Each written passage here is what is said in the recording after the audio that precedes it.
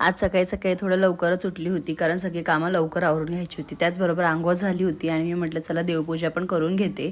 देवपूजा केली आणि आज सकाळी नाश्त्याला करणार होती मस्त असे आलूचे पराठे। खूप पण आता झोपून उठला होता आणि त्यांनी बाबांना सुद्धा जबरदस्ती झोपून उठवलं आणि मग दोघांचं आता बॅट बॉल खेळणं सुरू होतं। सकाळी सकाळी हे लोक उठल्याबरोबर तसं तर अव्यूला नेहमी पॅम्परिंग लागायची, पण आजकाल तो बाबांबरोबर बॉल खेळण्यात बिझी असतो आणि तेवढ्या वेळात माझा नाश्ता जो आहे तो पटापट मी रेडी करून घेते। तसंच आज आलूचे पराठे करायचा प्लॅन होता, तसं तर प्लॅनमध्ये होतं पण नाही पण होतं कारण प्रीतमला काही बरं नाही आहे। तर मी म्हटलं तेलाचं नको द्यायला, पण तो बोलला की त्याला खायची इच्छा आहे, तर म्हटलं चला ठीक आहे पातळ पातळशी अशी छान त्याला आलूचे पराठे बनवून देते। पण काल ना आम्हाला रुपालीकडे जायचं होतं तर आजी थोडंच जेवली होती, म्हणजे पोटभर जेवली होती, पण मला असं वाटत होतं की रात्री मी काय प्रॉपर स्वयंपाक केला नाही म्हणून सगळ्यात आधी तिलाच दिला नाश्ता। त्याचबरोबर मी म्हटलं चला भाजी पण मांडून घेते कारण मग भाजी व्हायला शिजायला पण वेळ लागतो। आणि आता अव्यू बिकॉज ऑफ खाली माती खायला लागलाय म्हणून सगळ्यात आधी तर कुंड्या सगळ्या वर करून घेतल्या आणि ज्या कुंड्यांची गरज नव्हती जसं की खालचं पॉट आहे ते काढून घेतलं तिथनं आणि माती सुद्धा वेगळी स्टोअर करून ठेवली। त्यानंतर आज होता माझा किराणा आणायचा दिवस,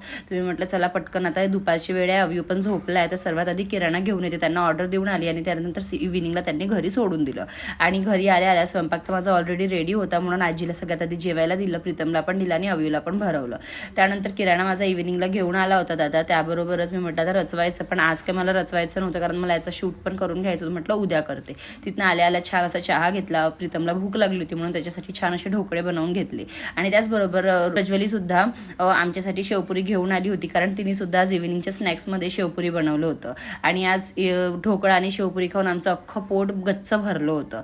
आणि आजीसाठी मी तिच्याकडनं वेगळी शेवपुरी मागवून घेतली कारण शुक्रवारच्या दिवशी ती अजिबातच दही किंवा आंबट वस्तू खात नाही। मग मी पण प्रज्वलीला थोडे ढोकळे दिले आणि असा काहीसा होता आजचा आमचा दिवस। तुम्हाला मिनी व्लॉग कसा वाटला नक्की सांगा। चला भेटूया, बाय।